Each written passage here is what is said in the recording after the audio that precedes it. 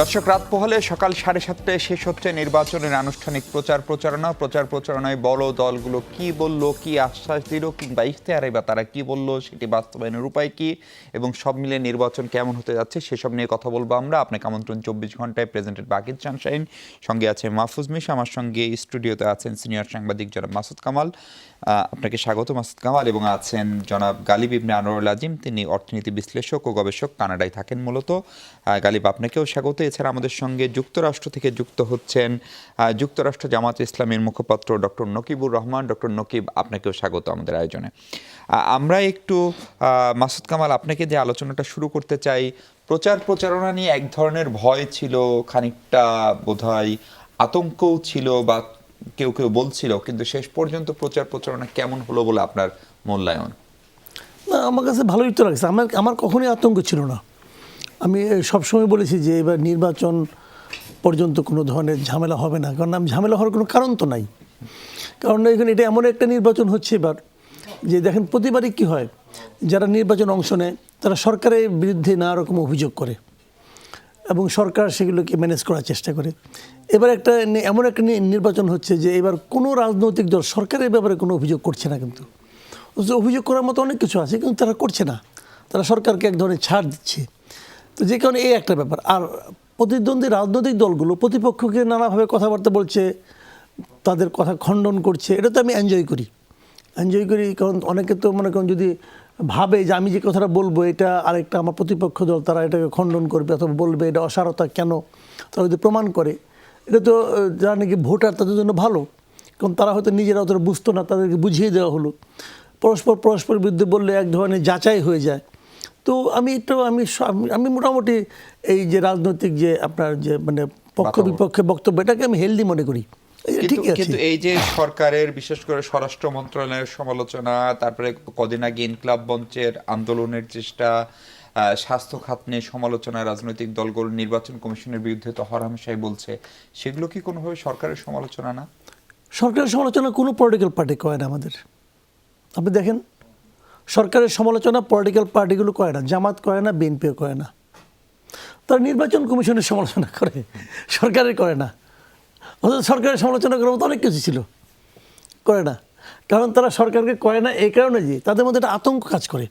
তারা দুই পক্ষে ভাবে যদি 12 তারিখে নির্বাচনটা সরকার না দেয়, মন খারাপ করে সরকারের সমালোচনা করলাম, সরকার যদি মাইন্ড করে, হ্যাঁ আমার সমালোচনা করলেন কেন, আমি নির্বাচন কিন্তু পিছিয়ে দেব, এই ভয়ে কোনো সমালোচনা করে না।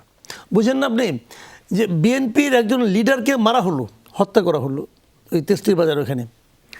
বিএনপি মহাসচিব বিবৃতি রাখি সরকারকে বিব্রত করার জন্য তাকে হত্যা করা হয়েছে। জীবনে শুনছেন বা এরকম রাজনৈতিক দল তার দলের একজন লিডারকে মারা হলো, আর দায় দিল কার উপর, যে খুনি যে সেই কাজটা করেছে কেন, সরকারকে বিব্রত করার জন্য। তো এখান থেকে তো টের পান। এটাকে এই কারণে যে বিএনপি যে কোনো মূল্যে নির্বাচন চায়, কারণ বিএনপি মনে করতেছে যে ভাই কোনোভাবে নির্বাচনটা হতে দাও। বিএনপির অনেকগুলি কথাবার্তা বলে যার নাকি আমি কোনো লজিক পাই না। বলে কেন বলে, না বললে যদি সরকার মাইন্ড করে, এই জন্য বলে। আমি এক্সাম্পল দিয়ে বলি আপনাকে, জামাত এবং সরকার মাঝখানে ভোটের জন্য সরকার বেশি উঠে পড়ে লাগলো, একদম বেআইনি কাজ ছিল, একটা দণ্ডনীয় অপরাধ তারা করেছে। আমি তো মনে করি এই দণ্ডনীয় অপরাধের জন্য প্রত্যেকটা জেলা প্রশাসকের 1 বছর করে সাজা হওয়া উচিত। কারণ ওই অপরাধের দণ্ডই হলো মিনিমাম 1 বছর। করেছে তো ন্যূনতম সাজা, হ্যাঁ ন্যূনতম সাজা। প্রত্যেক জেলা প্রশাসক দিয়ে কাজ করছে, তাদের তো সাজাটা তো আনা উচিত। আচ্ছা, বিএনপি কিন্তু কিচ্ছু বলে না। বিএনপি বরং কী বলে, আপনারা ভোট দেন বলে তো। আচ্ছা, বিএনপি যে ইশতেহারটা পড়েন তো একবার। ওই ইশতেহারে বলা হয়েছে যে ওই জুলাই সমাজের অন্ততপক্ষে 4-5টা জায়গায় তারা সরাসরি কন্ট্রাডিক্ট করছে যে আমরা যদি ক্ষমতায় যাই তাহলে তো আমরা কী করব। যেমন ওই জুলাই ইশতেহারে কোথাও নাই যে একটা ভাইস প্রেসিডেন্ট হবে, ওনারা করবেন। জুলাই সমাজের নাই এই কথা যে আপনার কি বলে দলীয় প্রধান এবং প্রধানমন্ত্রী একই ব্যক্তি হবেন, ওনাদের ইশতেহার আছে না। তারপরে ওখানে আপনার জুলাই সমাজে আছে যে উচ্চ কক্ষ হবে ভোটের আনুপাতিক হারে।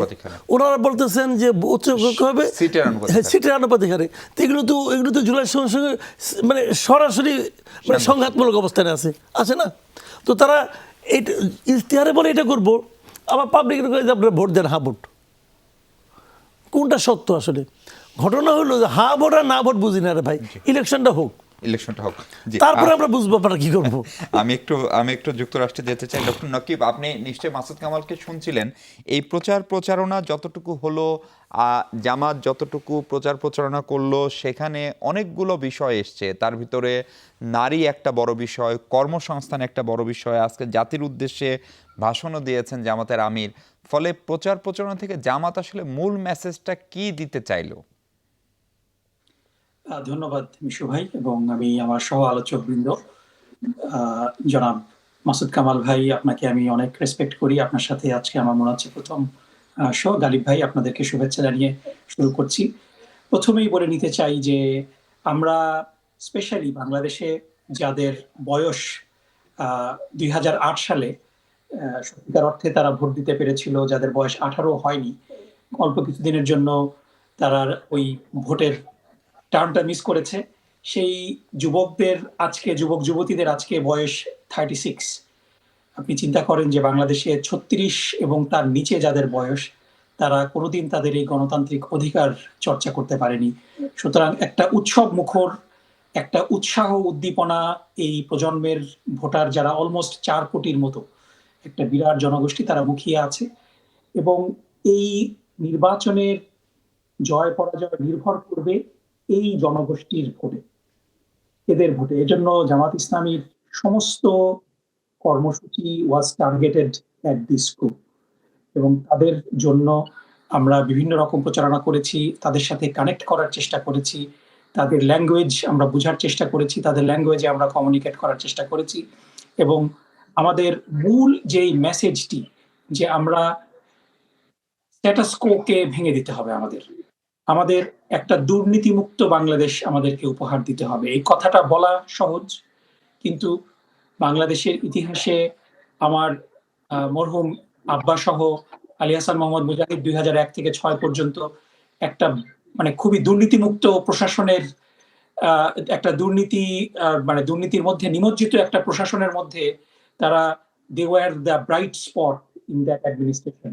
এবং এটা জামাত ইসলামীকে যারা অপছন্দ করে তারাও সাক্ষ্য দেবে যে তারা জি, শুধুমাত্র নিজেরাই যে সৎ থেকেছেন সেটা না, তারা তাদের মন্ত্রণালয়কে সৎভাবে পরিচালনা করে। ডক্টর নকিব, আপনি আপনি কৃষি তরুণ শিল্পগুলোকে ভোটারদের উপর গুরুত্বের কথা বলছিলেন। বাংলাদেশের 50% ভোটার নারীও। ফলে নারী নিয়ে জামাতের আমির প্রকাশ্যে জনসভায়, ইস্তেহারে যা বলছেন কিংবা সাক্ষাৎকারে, সেটিও কি ভোটে প্রভাব ফেলতে পারে না? মানে নারীদেরও তো একটি করেই ভোট নাকি? অবশ্যই, অবশ্যই। এবং নারী আজকেও আমাদের সম্মানিত আমিরে জামাত ডক্টর শফিকুর রহমান সাহেব নারীদেরকে অ্যাড্রেস করে বেশ অনেক সময় ধরেই কথা বলেছেন।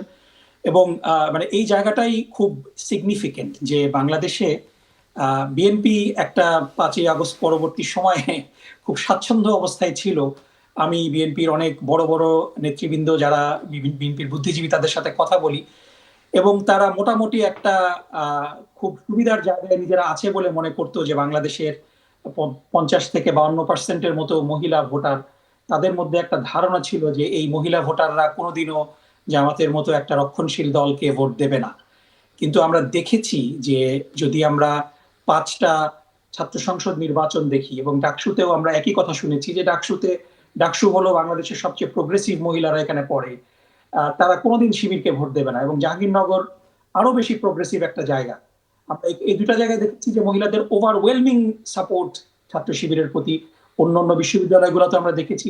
এবং এই নির্বাচনের শুরু থেকে এখনো পর্যন্ত আমরা দেখছি যে বাংলাদেশের ইতিহাসে এই প্রথম এত পরিমাণ মহিলারা আমরা দেখছি যে একেবারে গ্রামে গঞ্জে, শহর নগর থেকে শুরু করে একেবারে এলিট আরবান এরিয়া থেকে শুরু করে রুরাল তার মানে ডক্টর নকিব, নারীরা সরকার প্রধান হতে পারবেন না, দলীয় প্রধান হতে পারবেন না, প্রতিষ্ঠানের প্রধান হতে পারবেন না, এগুলো জেনেও তারা আপনাদেরকে ভোট দিচ্ছেন বা দিবেন, এটা আপনি আশাবাদী? আরেকটা অংশ একটু যোগ করি নকিব ভাই। আমির সাহেব বিভিন্ন জায়গায় গিয়ে অনেককে মন্ত্রী বানিয়ে ফেলছেন যে আমরা যদি পাশ করি উনি মন্ত্রী হবেন। তো মন্ত্রীদের ভিতরে তো আপনার কি বলে, যারা নির্বাচন করেন না তাদেরও তো 10% রাখা হয়। আপনিও কি মন্ত্রী হচ্ছেন কিনা এরকম একটা গুঞ্জনও বাজারে আছে, আপনাকেও আশ্বস্ত করেছেন কিনা যুক্তরাষ্ট্রে গিয়ে? I am comfortable at where I am right now, কিন্তু আপনার এই নারী বিষয়টা আমি একটু বলি যে এই যে ওভারওয়েলমিং নারীদের সমর্থন জামাত ইসলামীর প্রতি, এটা বিএনপিকে পাগল করে ফেলেছে, এটা হলো ট্রু। যার কারণে আর কোনো সুযোগ না পেয়ে, আর কোনো মানে সাবস্টেন্স না পেয়ে, খুব নোংরা ভাবে বিএনপির এই জাতীয়তাবাদী বট ফোর্স জামাত ইসলামী এবং আমিরে জামাতকে নারী বিষয়ে আক্রমণ করছে। প্রথম কথা হলো যে আমিরে জামাত আল জাজিরার সাথে যেই বক্তব্যটা দিয়েছেন, এটা ইটস নট এ নিউজ, এটা বাংলাদেশের সবাই জানে। বাংলাদেশের কোনো নারী আপনি পাবেন না যে জামাত ইসলামীর আমির হওয়ার জন্য উন্মুখ হয়ে আছে। বাংলাদেশের নারীরা চায় সম্মান, বাংলাদেশের নারীরা চায় ক্ষমতায়ন, বাংলাদেশের নারীরা চায় সুযোগ, এবং বাংলাদেশের নারীরা চায় মর্যাদা, যেটা বাংলাদেশ জামাত ইসলামী দিক। অন দ্য আদার হ্যান্ড, আপনি সেই এক্স অ্যাকাউন্ট হ্যাক করার পরে যে নোংরা একটা কথা আমিরে জামাতের নামে ছড়িয়ে দেওয়া হয়েছে, যে কোনো সাধারণ বুদ্ধি সম্পন্ন মানুষ এটা বুঝবে যে ইটস হ্যাক। এবং বিএনপির সর্বোচ্চ নেতা, এটা বিএনপির ছাত্রীরা যদি এই ভাষা ইউজ করে, এই উনাকে অ্যাটাক করে, ঠিক আছে, এটা মানলাম, কিন্তু যখন তারেক রহমান পর্যন্ত এই কথা বলে, it is problematic, very problematic. এবং আপনাকে আমি একটা কথা বলছি, বাংলাদেশ ইসলামীতে যে পরিমাণ নারী প্রফেশনাল রয়েছে, কর্মজীবী নারী রয়েছে, আমি আপনাকে চ্যালেঞ্জ করে বলতে পারি যে বিএনপিতে সেই পরিমাণ নারী নেতৃত্ব, প্রফেশনাল নারী নেতৃত্ব বিএনপিতে নেই। সুতরাং নারীদের ক্ষমতায়নের ব্যাপারে, নারীদের মর্যাদা দেওয়ার ব্যাপারে বাংলাদেশ জামাত ইসলামী আপোষহীন। এবং এ কারণে ডক্টর নকিব, নারী নিয়ে আপনার অবস্থান পরিষ্কার। এই যে বিভিন্ন জায়গায় গিয়ে নির্বাচনের ফলাফলের আগেই যে মন্ত্রী বানানোর ঘোষণা, সেইটাকে কিভাবে দেখেন? সেটা খুব বিধিসম্মত নাকি পলিটিক্যালিও কারেক্ট কিছু হচ্ছে কিনা? এটা কোন বিধির ভায়োলেশন হচ্ছে আমাকে একটু বলবেন। এটা বাংলাদেশের খুব নর্মাল প্র্যাকটিস। আমি 1991 সালে নির্বাচনী প্রচারণার সময় দেখেছিলাম যে বেগম খালেদা জিয়া এটা বিভিন্ন জায়গায় গিয়ে বলেছিলেন, শেখ হাসিনাও বলেছিলেন, যে সিনিয়র নেতৃবৃন্দ, এবং এটা তো অবভিয়াস, তিনি নাহিদের কথা বলেছেন, তিনি সাইদ আব্দুল্লাহ মোহাম্মদ তাহের সাহেবের কথা বলেছেন, তিনি হামিদুর রহমান আজাদ সাহেবের কথা বলেছেন। সো উনারা যে মন্ত্রী হবেন, এটা তো প্রিটি মাচ অবভিয়াস যদি বাংলাদেশ জামাত ইসলামীর নেতৃত্বাধীন জোট ক্ষমতাসীন হয়। সো এটা তো খুব বেশি বিধি লঙ্ঘন হচ্ছে না। আপনাকে একটু থামাই, আমি একটু গালিব ইবনে আনোয়ারুল আজিম আপনার কাছে আসতে চাই। গালিব, আপনি শুনছিলেন বিশেষ করে দুই দলেরই নির্বাচনী ইশতেহার, ধরেন একদিকে জামাত যেটা বলছে নারীর ক্ষমতায়নের কথা, কর্মসংস্থানের কথা, বিএনপি আজকে বলছে বেকার ভাতার কথা, একটা বিপুল সংখ্যক জনগোষ্ঠীর কর্মসংস্থানের কথা, এগুলো আসলে কতখানি বাস্তবসম্মত, নাকি এগুলো আসলে প্রচারণার উপাদান হিসেবেই থাকবে? আপনাকে ধন্যবাদ। বাস্তবসম্মত বলতে বাংলাদেশের এখন যে ম্যাক্রো কনটেক্সট, আমাদের বোধ হয় 90 পরবর্তী সবচেয়ে টাফ ইকোনমিক সিচুয়েশনে আছি এখন। তো সেটা যে কোনো সরকার, যেই আসুক রাজনৈতিক সরকার, তার জন্য অত্যন্ত কঠিন। সেই ক্ষেত্রে আরেকটা হচ্ছে যে বাংলাদেশের এখনও ডিবেট প্রচারণা কিন্তু এতটা পলিসি ওরিয়েন্টেড না, এবং ম্যাস ভোটাররা ওই পলিসির গ্র্যানুলার ডিবেটের জায়গাটায় এঙ্গেজ হওয়ার ক্যাপাবিলিটিটাও নাই। আর আরেকটা হচ্ছে, আমার মনে হয় শুধু এটা মানুষের সমস্যা না, সাপ্লাই সাইডেও 300 আসনের যে ক্যান্ডিডেট আছেন, কতজনের ওইটা অফার করার এবং ওটা নিয়ে কথা বলার ক্যাপাবিলিটি আছে, সেটাও একটা প্রশ্ন। সুতরাং খুব সুপারফিশিয়াল হাই লেভেলের কিছু অফারিং আসছে, যেমন বিএনপি অফার করছেন যে তারা ফ্যামিলি কার্ড দেবেন, হেলথ কার্ড দিবেন, এবং ওইটার আবার আমার কাছে মনে হয় পলিটিক্যাল কমিউনিকেশনে একটু বেনিফিট আছে, কারণ মানুষ সহজ কমিউনিকেশন, একটা ট্যাঞ্জিবল জিনিস দেখতে চায়। হ্যাঁ, আপনি তাকে বিশাল একটা 16 পাতা রোড ম্যাপ দিয়ে দিলেন যে কীভাবে আপনি বেকারত্ব দূরীকরণ করবেন, এটা তো কেউ পড়েও দেখবে না, কিন্তু মানুষ আমার ঘরে বা আমার পকেটে ডিরেক্টলি কী আসবে সেটা দেখতে চায়। তো সেই দিক থেকে আমার মনে হয় যে ওই প্রচারণা বাংলাদেশের কনটেক্সটে দুই পক্ষ থেকে ঠিক আছে। তবে অনেক ক্ষেত্রে আমি যেটা পাই নাই সেটা হচ্ছে যে আমাদের মতো আমরা যারা পেশাজীবী বা আমরা একটু পলিসি নিয়ে চিন্তা করতে চাই, বুঝতে চাই যে এটার বাস্তবায়ন কিভাবে করবেন, প্রোগ্রামেটিক অ্যাসপেক্টগুলি কী হবে, ওইটা ডিটেলটা আমরা খুব মানে ডিটেইলে উভয় পক্ষের কাছ থেকে পাই নাই। এটা একটা আশঙ্কার বিষয়, কারণ হচ্ছে 12 তারিখ পর্যন্ত তো ধরেন নির্বাচন, মানে কালকে হয়তো নির্বাচনী প্রচারণা শেষ হলো, 12 তারিখ নির্বাচন হলো, এক সপ্তাহের মধ্যে আপনাকে তো চেয়ারে বসতে হবে যেই বিজয়ী হবেন, আর 2 সপ্তাহের মধ্যেই আপনার মোটামুটি সেক্রেটারিয়েট এবং ব্যুরোক্রেসি নিয়ে এই গভর্নেন্স মেশিনারি রান করতে হবে। তো আমি জানি না যে ব্যাক এন্ডে মেজর দুইটা পার্টির এই প্রিপারেটরি ওয়ার্কটা করা আছে কিনা। হ্যাঁ, সেটার খুব বেশি রিভিলিং কোনো সাইন আমরা দেখতে পাইনি। আর আরেকটা হচ্ছে যে জামাতের ক্ষেত্রে যেমন তাদের নারীদের কর্মসংস্থানের একটা প্রশ্ন এসেছিল যে তারা হয়তো 5 ঘন্টায় কমিয়ে আনার কথা বলছেন, এখন কোন সেগমেন্ট কাদেরকে টার্গেট করবেন এটার খুব বেশি মনে হয় স্পেসিফিক এই ডিটেইল আমরা বিশেষ করে পাই নাই। তরুণ ভোটার এবং নারী ভোটাররাই কি এবার ডিসাইডিং ফ্যাক্টর হবে? আমার কাছে সেটা মনে হয়। এর বাইরে আমার কাছে আরেকটা জিনিস মনে হয় যে এইবার আগের সব নির্বাচনের তুলনায় ডায়নামিক্সটা যেহেতু আলাদা, যেহেতু আওয়ামী লীগ নাই, তাদের যে একটি লয়াল ভোট বেস তো আছে, সেটার কত অংশ ভোট কেন্দ্রে যান এবং কোন দিকে যান, এবং সেটা হয়তো কনস্টিটিউয়েন্সি স্পেসিফিক কিছু ডায়নামিক্স নোয়ান্স সম্পর্কের ভিত্তিতে এটা আমরা দেখতে পাবো, সেটা একটা ডিটারমিনেন্ট ফ্যাক্টর হবে।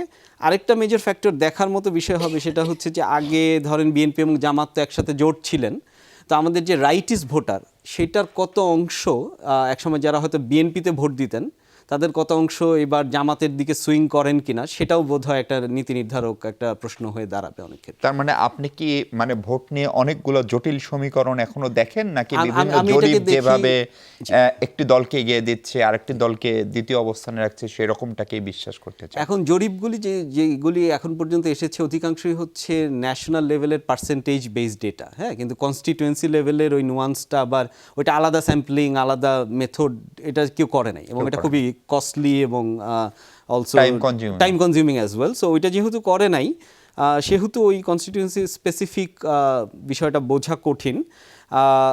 সেই ক্ষেত্রে আমার কাছে মনে হয়, আর আমি যেটা বলি যে আমরা আসলে একটা মোটামুটি ব্ল্যাক বক্স নিয়ে ডিল করছি, কারণ 2008-এর পরে যেহেতু আর কোনো ভোট হয় নাই, এর মধ্যে প্রায় 4 কোটি নতুন ভোটার যোগ হয়েছেন এবং অনেক কিছু ঘটে গেছে, একটা মেজর পলিটিক্যাল পার্টি সিন থেকে আউট হয়ে গেছে। তো এই প্রেক্ষিতে বাংলাদেশের মানুষ কি ভাবছেন, শুধু নতুন ভোটাররা না পুরানো ভোটাররাও, সেটাও আমরা জানি না, এবং এটাই আমাদের নতুন বেস লাইন, এখান থেকে আমরা নতুন জানাটা শুরু হবে। জি, আমি ভাই আমাদের মাসুদ কামাল ভাই, বোরকা নিকাব পরে জাল ভোটের চেষ্টা হতে পারে, এটা খোদ বিএনপি বলছে, বিএনপির পক্ষে মুখপাত্র বলছেন। এমনকি স্থায়ী কমিটির সদস্য আমির খসরু মাহমুদ চৌধুরী অভিযোগ করেছেন তারা ব্যালট চাপাচ্ছে, বোরকা বানাচ্ছে, এনআইডি দিচ্ছে। ফলে ধরেন আমরা তো পাসপোর্ট করতে গেলেও মানে মুখের ছবি তুলতে হয়, ভিসা নিতে গেলেও তুলতে হয়, কিন্তু ধরেন আমি জানি না কোনো ভোটার যদি ভোট কেন্দ্রে যান এবং পোলিং অফিসার বা প্রিজাইডিং অফিসার যদি তাকে মুখ খুলতে বলে, তাহলে সেই ক্ষেত্রে সেটির রিপারকেশন বা রিয়াকশন কি হবে, এটি একটি প্রশ্ন। এবং এর সঙ্গে আবার ইসলামী বিধিবিধানেরও সম্পর্ক আছে, সেটাও একটু বুঝতে চাই। দর্শক, তার আগে ছোট্ট একটা বিরতি নিয়ে ফিরছে একটু পরে। দর্শক, বিরতির পর স্বাগত আরেকবার। আমরা কথা বলছিলাম যে বোরকা নিকাব পরে জাল ভোটের চেষ্টা হতে পারে, বিএনপির যে শঙ্কা, সেই প্রসঙ্গে জামাত নেতা ডক্টর নকিব আছেন আমাদের সঙ্গে, কি উত্তর দিবেন? এবং এটা শুধু বিএনপি আনুষ্ঠানিকভাবেই বলছে তা না, বিএনপির সিনিয়র নেতা আমির খসরু মাহমুদ চৌধুরীও বলছেন। এখন প্রিজাইডিং অফিসার বা পোলিং অফিসার যদি কোনো নারী ভোটারের মুখ দেখে এনআইডি কার্ডের সঙ্গে মিলাতে চায়, সেক্ষেত্রে জামাতের অবস্থান কি হবে, অথবা এটি কোনো ইস্যু হতে পারে কিনা? কথা হলো যে যেভাবে ন্যারেটিভটা এসেছে, এটা খুব পরিষ্কারভাবে ইটস এ জেনোফোবিক এবং ইসলামোফোবিক রেটরিক। আমি ডক্টর মাহাদি আমিনকে খুব শ্রদ্ধা করি, আমার ছোট ভাই, এবং ওর বোন এবং ওর স্ত্রী তারাও কিন্তু নেকাব করে। সুতরাং এইভাবে নেকাবের বিরোধী blanket allegation without any substantial proof is problematic. আমরা যেটা দেখেছি যে এর আগেও গুজব ছড়িয়ে মহিলা এরকম নেকাব পরা ভোটিং এর যারা ক্যানভাস করছে তাদের উপরে আক্রমণ করা হয়েছে 19টি জায়গায়। বিএনপির সন্ত্রাসীরা মহিলাদের উপরে আক্রমণ করেছে, এবং গতকালকে আমরা যেটা দেখেছি যে বরগুনাতে একজন গর্ভবতী মহিলার পেটে লাথি মেরেছে বিএনপির সন্ত্রাসীরা। সুতরাং এই ধরনের ঘৃণা প্রচার আমরা দেখেছি পৃথিবীর বিভিন্ন দেশে, এবং এই ধরনের ঘৃণার এই পরিচর্যা এবং এটার হারভেস্টিং বাংলাদেশের মতো মুসলিম অধ্যুষিত দেশে কোনোভাবেই কাম্য না। এবং বাংলাদেশে যেখানে গ্রামাঞ্চলে অধিকাংশ মহিলারাই কিন্তু নেকাব পরে, সো যদি কারো ভেরিফিকেশন দরকার হয় সেখানে মহিলা পোলিং অফিসার অফকোর্স তার সামনে নেকাব খুলে ভেরিফাই তো করতেই পারেন, এটাতে তো কোনো ধর্মীয় বিধিনিষেধ নেই। এবং যদি কোনো পুরুষ পোলিং অফিসার থাকে, মহিলা পোলিং অফিসার না থাকে, তাহলে পরে একজন এজেন্ট, মহিলা এজেন্টকে ডেকে এটা ভেরিফাই করা যায়, এটা তো কোনো অসুবিধা নেই। কিন্তু তার মানে একজন পুরুষের সামনে সাবস্টেনশিয়াল এভিডেন্স, তার মানে শুধু একজন পুরুষ এটা চেক করতে পারবে না, তাই তো ডক্টর নকিব? মানে শুধু একজন পুরুষ এটা চেক করতে পারবে না, একজন মহিলার সহায়তা নিতে হবে, সেটা এজেন্ট হলেও। অবশ্যই এটা ডেফিনেটলি করতে হবে। এবং মানে যদি কোনো কারণে একেবারেই যদি ইমার্জেন্সি হয়, that's a of course there is doctrine of necessity, এটা তো ভিন্ন বিষয়। জি, কিন্তু প্রথম কথা হলো যে এই ধরনের বিএনপি কিন্তু মনে রাখতে হবে, বিএনপি কিন্তু একটি ডানপন্থী রাজনৈতিক দল ছিল। শহীদ প্রেসিডেন্ট জিয়াউর রহমান, স্বাধীনতার ঘোষক শহীদ প্রেসিডেন্ট জিয়াউর ডক্টর রহমান নকিব, এই বাংলাদেশের প্রশ্নটা মানুষের ধর্মীয় অনুভূতিকে ধারণ করেছে। এই প্রশ্নটা কি এখন আমরা দেখছি যে এই বিএনপি একেবারে পরিষ্কার ইসলাম বিরোধী একটা না না না, আজকে কিন্তু তারেক রহমান সাহেব বলছে যে সংবিধানে আল্লাহর উপর পূর্ণ আস্থা ও বিশ্বাস, সেটা তারা ফেরাবেন। সম্ভবত বিএনপি এই কারণে তুলছে, নকিব ভাই আমি একটু কোশ্চেনটা করে ফেলি, সম্ভবত বিএনপি এই কারণে প্রশ্ন তুলছে যে হাদির বোন হিসেবে একজন ভদ্রমহিলাকে যে বক্তব্য দেওয়ানো হয়েছে, পরে জানা গেছে তিনি আসলে হাদির বোন না। না না, এটা তো ডেফিনেটলি এটা ডিফারেন্ট বিষয়, এবং অবশ্যই একজন ব্যক্তিকে আরেকজন ইম্পারসোনেট করলে এটা নিন্দনীয়, কিন্তু এটার সাথে আপনি ভোটে মানে they have to have credible evidence. আপনারা সংবাদকর্মীরা তারেক রহমানের কাছে কি জিজ্ঞেস করেছেন যে তাদের কাছে কি এভিডেন্স আছে যেটার ভিত্তিতে তারা এই ধরনের ব্ল্যাঙ্কেট ইসলামোফোবিয়া এবং একটা ধর্ম বিদ্বেষী একটা ন্যারেটিভ তারা চালু করছে? এটার কারণটা কি? আচ্ছা, আমাদের সঙ্গে যেটা বলছিলাম যে নারীদের ব্যাপারে তারা স্কেয়ার্ড। আমি এবং মিশু ভাই আমাকে যদি আপনি 30 সেকেন্ড সময় দেন, গালিব ভাইয়ের দুটা প্রশ্নের আমি একটু জবাব দিয়ে নিই। প্রথম কথা হলো যে তিনি একটু খোঁচা মেরে বলেছেন যে জামাত নারীদের কর্মঘণ্টা কমিয়ে নিতে চায়। আর কিভাবে স্পষ্ট করে বললে গালিব ভাইরা বুঝবেন যে এটা নারীদের কর্মঘণ্টা কমানোর কোনো বিষয়ই না? উনি বারবার বলছেন যে এটা, এবং আজকে স্পেসিফিক্যালি উনি বলেছেন যে যারা 2.5 বছরের নিচে যে সন্তান আছে, সন্তানের মাদের জন্য it is a welfare policy. এটা নারীদেরকে ঘরে আটকায় রাখার কেন বিষয় হবে? এবং এখানে বরং আরো বেশি নারীদের কর্মক্ষেত্রে যাওয়া এনকারেজ করার জন্য। শেষ করতে হবে। প্লিজ এ ধরনের কথা বলবেন না, আমরা যেটা বলিনি সেটা আপনারা বলবেন না। আর দ্বিতীয় বিষয় হলো যে পলিসি সামিটের আমরা করেছিলাম 20 জানুয়ারি, সেই পলিসি সামিটে কিন্তু আমরা খুব ডিটেল 6টা সেক্টর নিয়ে, এবং তার মধ্যে অর্থনীতির বিষয়ে আমরা আলোচনা করেছি, যে সাপ্লাই সাইডটা, যে আমরা কিভাবে আমাদের যে অ্যাম্বিশাস প্রজেক্টগুলো আছে কিভাবে ফাইন্যান্স করব, এভরি পেনি আমরা হিসাব দিয়েছি। সুতরাং অবশ্যই বিএনপি এই ধরনের কোনো পলিসি সামিট করেনি, কিন্তু আমরা করেছি। সুতরাং বিএনপি এবং আমাদেরকে একই পাল্লায় প্লিজ মাপবেন না। আমাদের সঙ্গে একজন মুফতি আছেন, মুফতি আবুল কাশেম মোহাম্মদ ফজলুল হক, তিনি কাদেরিয়া তৈয়বা কামিল মাদ্রাসার উপাধ্যক্ষ। মুফতি সাহেব, নিশ্চয়ই আপনি শুনতে পাচ্ছেন, আপনাকে স্বাগত। আপনার কাছে একটু সরাসরি প্রশ্ন, যে কোনো নারী ভোটার যদি নেকাব বা হিজাব পরে, বোরকা পরে ভোট দিতে যান, তাহলে তার পরিচয় নিশ্চিত করার বিধান কি, এবং সেক্ষেত্রে কি করা উচিত, আসলে ইসলাম কি বলে? ধন্যবাদ আপনাকে, সম্মানিত উপস্থাপক। আপনাদের এই প্রোগ্রামে পলিটিক্যাল যে সকল বক্তব্য হয়েছে, আমি পলিটিক্যাল বক্তব্যের ব্যাপারে কিছু বলতে চাই না। ধর্মীয় যে বিষয়গুলো আছে, ধর্মীয় বিধিবিধানের আলোকে আমি সংক্ষেপে যে কথাটি বলতে চাই। প্রথমত, ইসলাম তার নিজস্ব বিধান দিয়েছে, এবং প্রত্যেকটা বিধানের উদ্দেশ্য কি সেই উদ্দেশ্যটা বর্ণনা করেছে, এবং প্রায় প্রতিটি বিধানের ক্ষেত্রে বিশেষ বিশেষ ক্ষেত্রে বিকল্প ব্যবস্থা বা বিকল্প বিধান আছে প্রয়োজনের তাগিদে। ইসলাম নারীদের জন্য, নারীদের সম্মান এবং সম্ভ্রম রক্ষা করার জন্য পর্দার বিধান রেখেছে, এবং ক্ষেত্র বিশেষ প্রয়োজনের ক্ষেত্রে সেই পর্দাটা নারীদের মুখ ঢেকে রাখার বিধানও ইসলামে আছে, এবং এই সবটাই নারীদের সম্ভ্রম রক্ষা করার জন্য। যে উদ্দেশ্যটার কথা বলছি, সেই উদ্দেশ্য হলো ইসলামের প্রতিটা বিধানের ক্ষেত্রে প্রায় মাসালিহুল ইবাদ তথা মানুষের যে উপকার, মানুষের জীবন যাত্রাকে সহজ করার জন্য ইসলাম বিধান দিয়েছে। এবং এই সহজীকরণের ক্ষেত্রে কোথাও যদি কোনো জটিলতা তৈরি হয়, সেক্ষেত্রে প্রতিটা বিধানের ক্ষেত্রে ইসলাম বিকল্প বিধান দিয়েছে। এই যে ভূমিকা, এই ভূমিকার আলোকে আপনার যে প্রশ্ন এবং প্রশ্নের বিষয়বস্তু, সেই বিষয়বস্তুর ক্ষেত্র একই কথা প্রযোজ্য। ইসলামে নারীদের সম্ভ্রম রক্ষার জন্য যে সকল জায়গায় নারীদের উপর অনাকাঙ্ক্ষিত কোনো পরিস্থিতি তৈরি হওয়ার সম্ভাবনা থাকে, সেক্ষেত্রে এটা যেহেতু চেহারা দেখার মাধ্যমে শুরু হয়, নারীদেরকে চেহারা ঢেকে রাখার জন্য জেনারেল বিধান ইসলাম দিয়েছে। কিন্তু তার বিকল্প বিধানও আছে। আপনি এবং যারা অনুষ্ঠানের সাথে যুক্ত আছেন বা অনুষ্ঠান দেখছেন সবাই এ কথাটা জানে, যখন কোনো মুসলিম নারী হজে যান, হজ করতে যান, তখন কিন্তু তার জন্য একটা বিশেষ বিধান আছে যে তার মুখ খোলা রাখতে হবে, মুখমণ্ডল খোলা রাখতে হবে। তাহলে ইসলামের দেখুন যে ইসলাম বিশেষ বিশেষ পরিস্থিতিতে নারীদেরকে এই বিধান দিয়েছে যে তাদের উপরে অনাকাঙ্ক্ষিত কোনো অশুভ আচরণ বা আক্রমণ হওয়ার আশঙ্কা থাকলে তার মুখ চেহারা ঢেকে রাখতে হবে। সেই ইসলামই কিন্তু হজের ক্ষেত্রে আমাদেরকে এই বিধান দিয়েছে যে নারীদের চেহারা উন্মুক্ত রাখতে হবে, কারণ সেখানে সেরকম কোনো আশঙ্কা নেই। তার মানে আমি বুঝাতে চাচ্ছি যে ইসলাম মানুষের সহজীকরণের ক্ষেত্রে বিশেষ বিশেষ জায়গা এক্সকিউজ রেখেছে।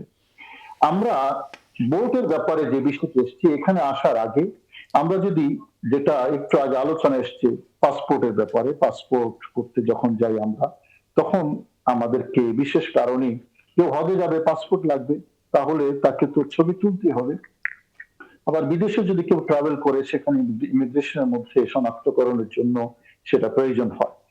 একইভাবে যে ভোট নিয়ে আমরা কথা বলছি, সেই ভোটের ক্ষেত্রে যদি নারী ভোটারকে শনাক্তকরণের ক্ষেত্রে যদি তার চেহারা শুধু চেহারা খোলার যদি প্রশ্ন আসে, সেক্ষেত্রে একটু আগে যে কথাটি আলোচনা হয়েছে, কোনো নারী পোলিং এজেন্ট বা কোনো নারী কোনো অফিসারকে দিয়ে যদি তার শনাক্তকরণের প্রয়োজন হয়, ইসলাম এই সকল প্রয়োজনে এটাকে বাধা দেয় না। বিশেষ করে যেহেতু পোলিং এজেন্টদের মধ্যে বা বোর্ড সংশ্লিষ্ট কর্মকর্তা বা সংশ্লিষ্টদের মধ্যে নারীও থাকে প্রায় প্রতিটা ভোট কেন্দ্রে, সেক্ষেত্রে এটা না একজন নারীর চেহারা দেখবে, এবং এটা যখন জাতীয় প্রয়োজন, ইসলামে এরকম মনে করেন, কারণ যদি জাল ভোট পড়ে তাহলে ইস্যুটা কিন্তু এটা ন্যাশনাল ক্রাইসিস হিসেবে দেখা যায়। যখন যেখানে ন্যাশনাল ক্রাইসিসের যখন প্রশ্ন আসে, তখন মানুষের এই ক্রাইসিস থেকে মানুষকে মুক্ত করার জন্য নারী দ্বারা নারীকে শনাক্তকরণ, এটা ইসলামের কোনো বাধা নেই। জি, আপনাকে অনেক ধন্যবাদ এই রাতে আমাদের সঙ্গে যুক্ত হওয়ার জন্য। আপনাকে ধন্যবাদ জানাচ্ছি, জানিয়ে আমি স্টুডিওতে ফিরছি। মাসুদ কামাল ভাই, আপনি এই ইস্যুতে একটু বলবেন কিনা? সেই সাথে আপনাকে আরেকটা প্রশ্ন করে রাখি যে আজকে বিএনপি চেয়ারম্যান জাতির উদ্দেশ্যে যে ভাষণ দিয়েছেন, সেখানে তিনি বলছেন যে তরুণরা, অর্থাৎ যুবক তরুণরা কাজ না পাওয়া পর্যন্ত সরকার তাদেরকে ন্যূনতম একটা ভাতা দেবে, প্রথমে 6 মাস, পরে 1 বছর, প্রয়োজনে তারপরে। ফলে এইটা তরুণদেরকে অনেক বেশি আকৃষ্ট করবে নাকি? শুনেন, আমি আগে ওই নারীদের ব্যাপারটা বলি। এটা মুফতি সাহেব মোটামুটি কিন্তু ক্লিয়ার করেছেন যে এটা নিয়ে এত আতঙ্কিত হওয়ার কিছু নেই, কারণ ওখানে তো নারী পোলিং অফিসার থাকবে, মেয়েদের বুথে আপনার নারী পোলিং এজেন্টও থাকবে, সব দলের নারী এজেন্ট থাকবে, তো সেখানে আইডেন্টিফাই করার কোনো সমস্যা নাই। এর বাইরে বায়োমেট্রিক সিস্টেম আছে, এটাও ইলেকশন কমিশন ইচ্ছা করে রাখতে পারে, এটা খুব একটা কঠিন কাজ না। যখন একটা সিম কিনে তখন বায়োমেট্রিক করে না, করতে পারে। এবং উনি হজের উদাহরণ দিলেন, আমি সবগুলো ওনার বক্তব্য আমার খুব পছন্দ হয়েছে। বিএনপি এটা নিয়ে আতঙ্কিত কেন? বিএনপি আতঙ্কের জায়গাটা অন্য জায়গায়, আমি বলি আপনাকে। দেখেন, ওই যে নির্বাচনের সিল ধরা পড়লো না? আচ্ছা আপনি বলেন তো, আপনি ভাবেন একবার, এই সিলটা একজন লোক বানালো কেন? এটা কি বানাইছে খেলাধুলা করার জন্য? নিশ্চয় না, তাদের একটা উদ্দেশ্য আছে। এবং নির্বাচনের সিলটাকে বানাতে হবে কেন? তাহলে উনি এটার প্রয়োগের কোনো একটা পরিকল্পনা হয়তো করেছেন, কীভাবে প্রয়োগ করবেন আমি জানি না। এখন যদি ওনারা ভাবেন যে বাড়িতে বসে ওরকম ব্যালট পেপার ছাপাই নেবেন, ছাপাই নিয়ে সিল মারবেন, মেরে সেটা বোরখার নিচে রেখে চলে আসলেন, এসে একটা ব্যালট পেপার রেখে নিলেন, নিয়ে সিল মারলেন, মানে বাক্স ফালানোর সময় একসঙ্গে 4-5টা ফেললেন। যদি এরকম কেউ ভাবে, দেন এই ভাবনার তো একটা সমাধান থাকা লাগবে। হয়তো এখন এইগুলি ওনারা ভাবতে পারেন। একজন লোক যদি মনে করেন বিপদে পড়ে, অথবা সে যখন খুব প্রতিদ্বন্দ্বিতা ফিল করে, তখন সেরকম ভাবনা তাকে ভাবতে গেলে আপনি তাকে দোষ দিতে পারবেন না।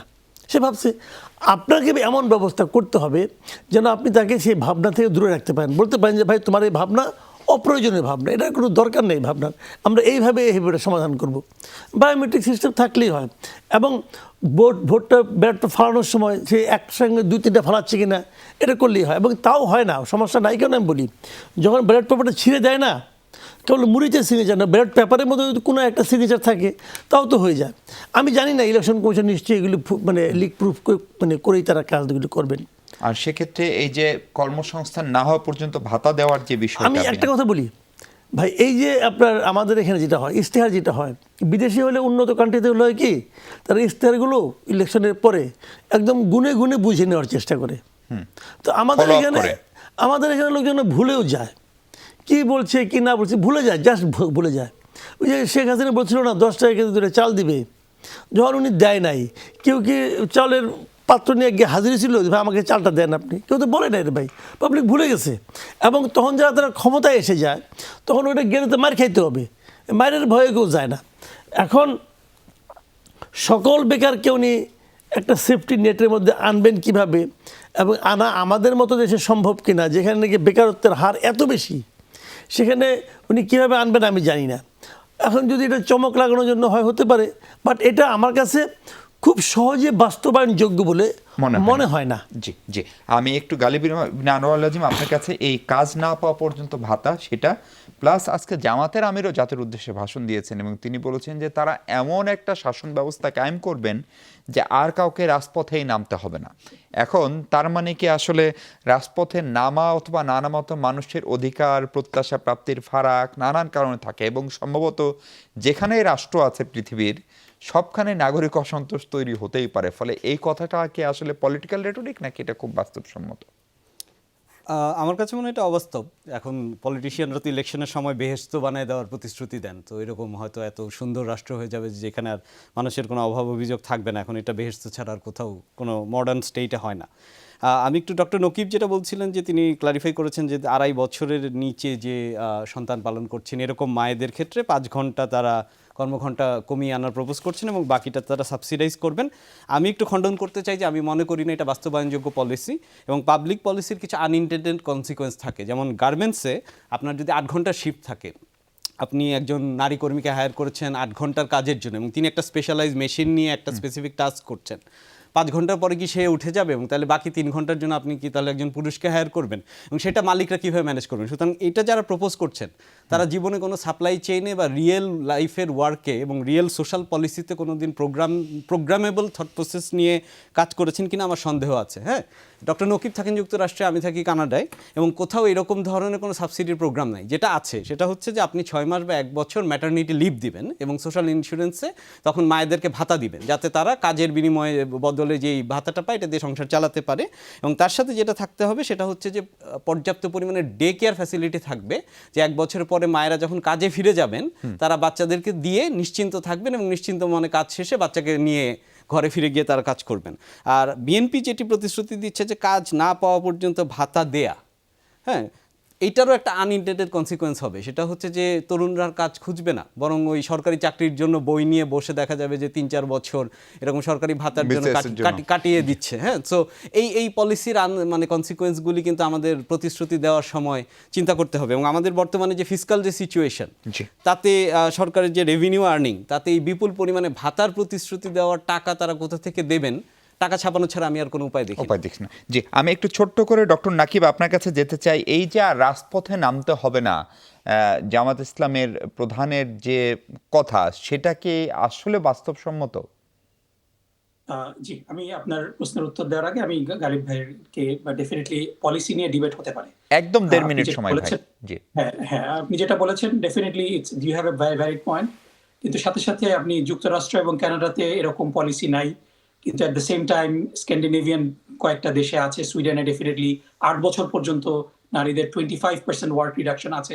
আর 8 ঘন্টা, এটা তো মানে 8 ঘন্টা কাজের স্কেডিউল, এটা তো কোনো মানে পাথরে খোদাই করা কোনো কিছু না, বেদবাক্য না যে এটাকে চেঞ্জ করা যাবে না। You can make 5 hour shift, you can have part time workers. So এটা নিয়ে ডেফিনেটলি কথা হতে পারে, কিন্তু আপনি যেটা বলেছিলেন যে নারীদের কর্মঘণ্টা কমিয়ে নিতে চায় Jamaat, that is a rhetoric and we reject that. এটা একটা বেনিফিট, এবং এই বেনিফিট যদি কেউ না নিতে চায় দ্যাটস ফাইন।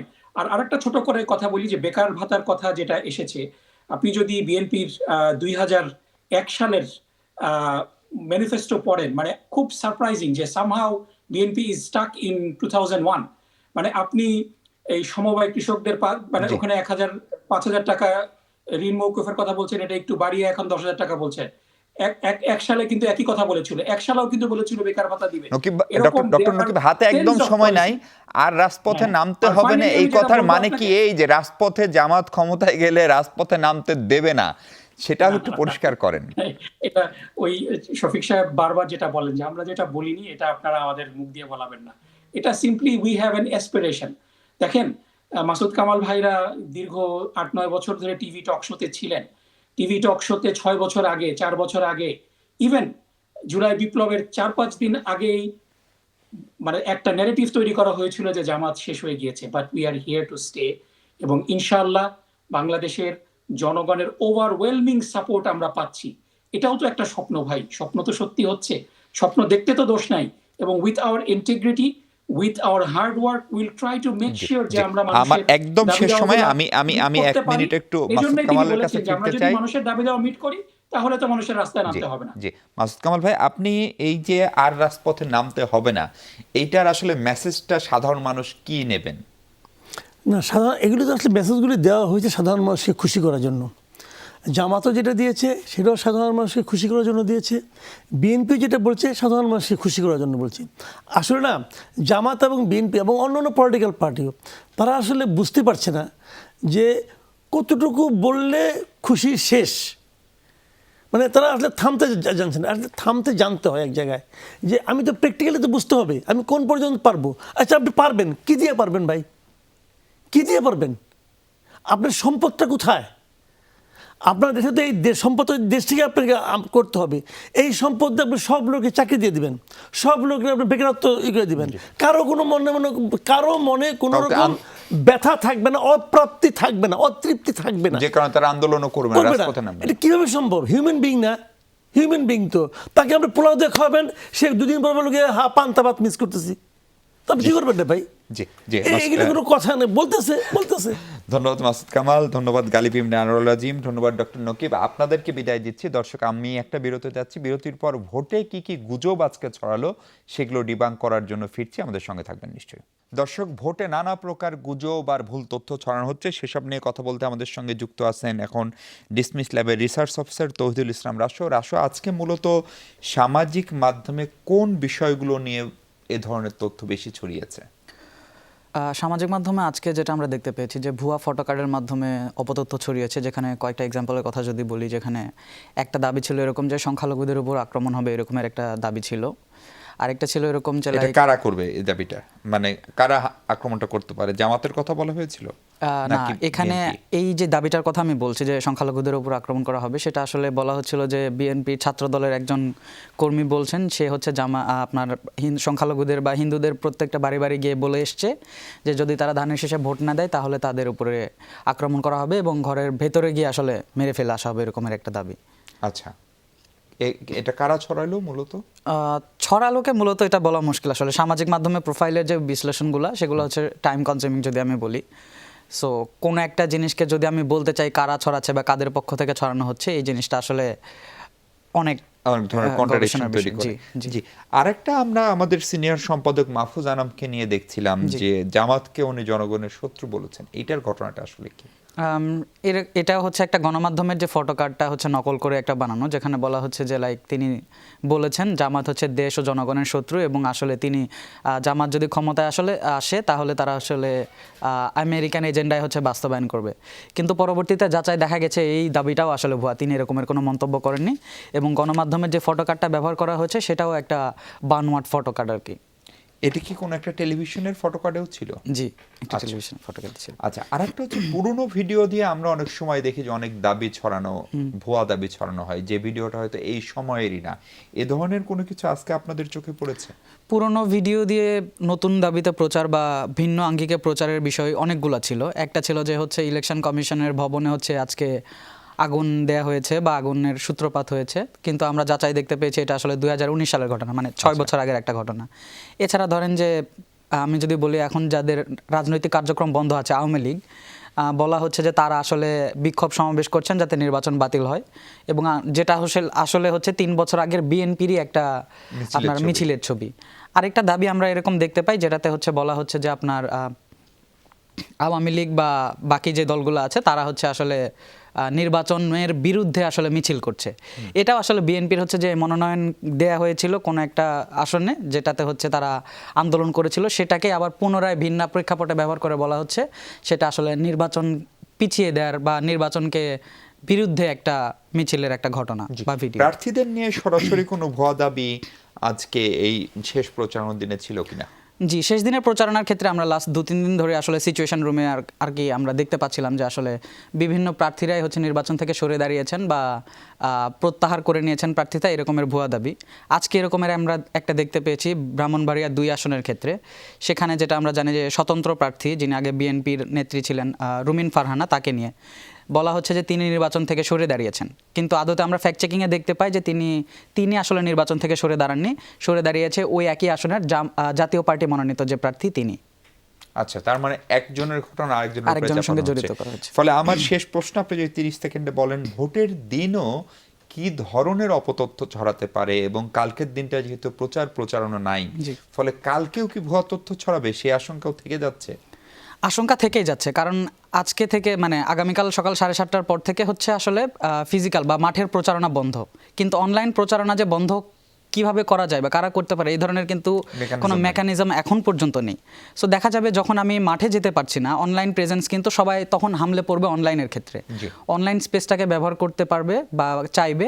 সেক্ষেত্রে দেখা যাবে যে প্রচারণার ক্ষেত্রে ধরেন একটা দলকে ইতিবাচক নেতিবাচক দেখাতে গিয়ে অপতথ্যের যে বিষয়টা, সেটার সংখ্যা কিন্তু থেকেই যায়। জি, অনেক ধন্যবাদ তৌহিদুল ইসলাম রাসু আমাদেরকে সময় দেওয়ার জন্য, এবং অনেক ধন্যবাদ ডিসমিস ল্যাবকেও। দর্শক, ভোট এগিয়ে আসছে, ফলে অপতথ্যের একটা প্রবল জোয়ার আসবে। সব কিছুই না দেখে, না জেনে এবং ক্রস চেক না করে, মূলধারার গণমাধ্যম বা ফ্যাক্ট চেক না করে বিশ্বাস করবেন না, এ ধরনের ফাঁদে পা দিবেন না, সেই প্রত্যাশা শেষ করছি। ভালো থাকুন সবাই।